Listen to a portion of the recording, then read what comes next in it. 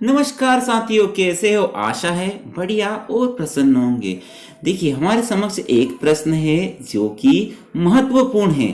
दो क्रमागत धनात्मक पूर्णांक ज्ञात कीजिए जिनके वर्गों का योग 365 है। ठीक है, तो देखिए, क्रमागत का मतलब क्या होता है? जैसे 5 है, ठीक है, तो इससे अगली संख्या कैसे प्राप्त होगी? 5 में एक जोड़िए, ठीक है, 6 प्राप्त होगा। कुल मिला के क्रमागत संख्या कैसे प्राप्त होती है? एक एक उसमें जोड़ते जाते हैं, अगली क्रमागत संख्या हमें प्राप्त होती है। ठीक है, चलिए हल करते हैं। इसी आधार पे हम हल, ठीक है, दो क्रमागत संख्या माना क्रमागत संख्याएं, ठीक है। यदि पहली x है तो दूसरी क्या हो जाएगी? x धन 1 है, ठीक है, क्रमागत हुई ना। यदि एक एक जोड़ते जाते हैं तो क्रमागत संख्याएं हमें प्राप्त होती जाती है। बस यही तो कॉन्सेप्ट है जो क्लियर करना है, ठीक है। अब प्रश्नानुसार जैसा प्रश्न कहेगा वैसा हमें करना है। क्या बोला है? दोनों क्रमागत संख्याओं के वर्गों का योग, यानी ये पहली क्रमागत संख्या, ये दूसरी क्रमागत संख्या, दोनों के वर्ग कर दिए, ठीक है, और वर्गों का योग कर दो तो क्या प्राप्त होता है? कहा है कि 365 प्राप्त होता है, ठीक है।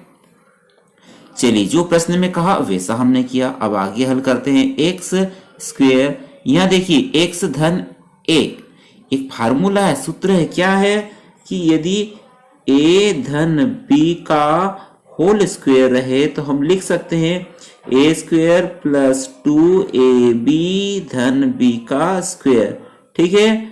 अब आप इससे और इसकी तुलना कीजिए तो a बराबर x है और b बराबर 1 है, तो बस रख दीजिए। क्या बोलता है सूत्र? a स्क्वायर यानी x स्क्वायर धन 2ab 2ab है ना, धन b स्क्वायर 1 का वर्ग बराबर 365।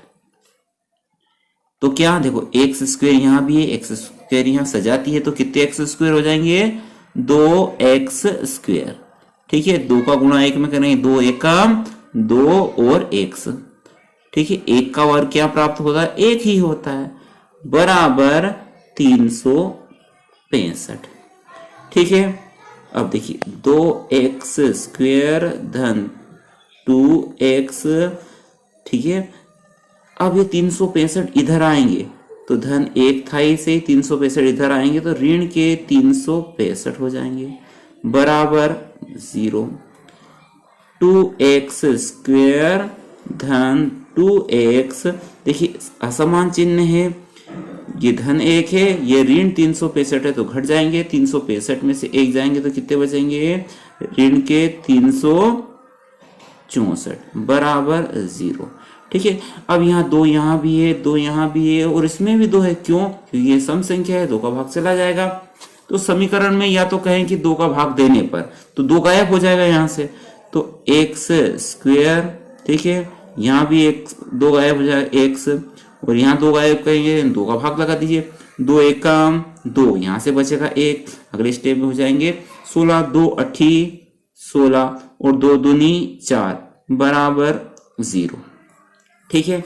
अब इसका हम गुणनखंड विधि द्वारा इस समीकरण को हल कर लेते हैं। तो देखिए ध्यान से देखना है, इस वाले और इस वाले हिस्से का गुणा कर दीजिए तो क्या प्राप्त होगा हमें? ऋण के 182 एक्स स्क्वायर, और मध्य में क्या है? मध्य में है सिर्फ x, ठीक है। तो ऐसी संख्या हमें ढूंढनी है जिनका गुणा 182 आए और जोड़ घटाव 1 आए। भैया मुझे तो नहीं पता है, तो देखिए नहीं पता है, पता करने कैसे करते हैं? देखिए 182 के हम गुणनखंड कर लेते हैं, ठीक है। 2 से भाग जाएगा, 2 9 18, 2 एकम 2 51 आया और 51 भाग चला जाता है 7 का, ठीक है। 7 एकम 7, बचेंगे कितने यहाँ से, बचेंगे यहाँ से 2, अगले स्टेप हो जाएंगे किस, तो 3 7 तिया 21 और 13 आया तो 13 में 13 का ही भाग जाएगा, 13 एकम 13। तो देखो 182 के गुणनखंड क्या प्राप्त हुए हमें, 2 गुणित 7 गुणित 13। ठीक है, तो देखिए इनका उनका गुणा कर देंगे क्या हो जाएगा, 14 गुणित 13 182 है ना। तो 14 और 13 गुणा करें तो 182 प्राप्त हो रहा है। ठीक है, जरूरत थी 182 प्राप्त हो रहा है। और देखो 14 में से 13 जाएंगे तो 1 प्राप्त होगा, बिल्कुल होगा। देखिए क्या कर सकते हैं हम, 14x और 13x का गुणा होगा तो 182 प्राप्त होगा। ठीक है, परंतु यहाँ ऋण का निशान है तो इनमें से एक ऋण का रहेगा। कौन सा ऋण का रहेगा, अब यहां पर पता चल जाएगा। देखिए 14x में से 13x घटेंगे तो x प्राप्त होगा, लेकिन चिन्ह क्या है यहाँ पर, धन x है, तो इसका मतलब ये छोटा भाई ऋण का होगा। तभी तो 14 में से ऋण के 13 जाएंगे तो x बचेंगे, यानी बड़े का निशान लगेगा नहीं, ये 14 क्या रहेगा, धन का रहेगा। इतनी माथापच्ची हमने क्यों की, इसका मतलब हम x के स्थान पर ये चीजें हम लिख सकते हैं, क्योंकि x का मतलब ये है 14x में से 13x जाएंगे तो कितने बचेंगे, x बचेगा, यानी इस x के स्थान पर ये चीजें हम लिख सकते हैं। तो लिख दीजिए, तो x स्क्वेयर धन के 14x ऋण 13x ऋण 182 बराबर 0। ठीक है, तो यहां देखिए क्या चीजें कॉमन नजर आ रही है इस वाले हिस्से में से, तो x यहां पर भी है, x यहां पर भी है, तो कॉमन ले लीजिए, उभयनिष्ठ ले लीजिए। तो x कॉमन लिया तो यहां से बचेगा x और यहां से बचेगा 14। ठीक है, तो अब इसमें देखिए ये ऋण 13 यहां पर भी, 182 में भी 13 है, क्यों, ये देखिए 182 बनना कैसे है, 14 गुणित 13, तो 13 कॉमन ले लेंगे तो बचेगा कितना, 14। ठीक है, यहां से 13 कॉमन लिया तो बचेगा x। अच्छा, इस ऋण की वजह से इनके चिन्ह भी बदल जाएंगे, ऋण 13x था तो 13 चला गया, 13 चला गया तो 13 कॉमन ले लिया। ठीक है, हमने 13 कॉमन ले लिया तो x बचेगा, और ये ऋण का था ये भी धन का हो जाएगा, 13 गया तो यहां से बचेगा 182 में से 14 बराबर 0। तो देखिए x धन 14, x धन 14 दो बार आ रहे हैं, इसे कॉमन ले लीजिए, x धन 14 कॉमन लिया तो बचा क्या, यहाँ से x, यहाँ से ये ऋण है, ठीक है, ऋण 13 बराबर 0। ठीक है, अब देखिए x धन 14 बराबर भी 0, x धन 14 बराबर 0, तो x बराबर क्या हो जाएगा, 14 का पक्षांतर करेंगे तो ऋण 14 प्राप्त होगा। और क्या था भैया, धनात्मक पूर्णांक, तो ये धनात्मक पूर्णांक है क्या, ये उत्तर तो हो नहीं सकता। दूसरा भी हमारे पास है, या x ऋण 13 बराबर 0, तो x बराबर कितना हो जाएगा, x बराबर हो जाएगा ऋण 13 का पक्षांतर करें तो धन 13 हो जाएगा।